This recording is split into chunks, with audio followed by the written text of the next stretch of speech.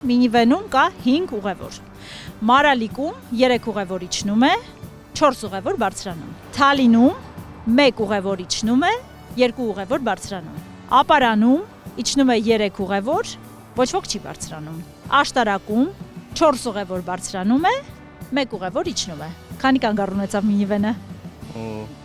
5 երևի։ Իսկ Պոպուծի հավելվածին ծանոթ եք։ Հա, տեսել եմ մետրոյում գովազդները։ Պոպուծին հավելված է, որը ներառում է Հայաստանի բոլոր երթերը 1 հարթակում։ Յուրաքանչյուր ուղևոր Պոպուծիին գրանցվելիս ստանում է 1500 դրամ որպես բոնուս, որն ավելանում է դրամապանակին եւ հետո հնարավոր է լինում օգտագործել։ Հրաշալի, քաշեմ։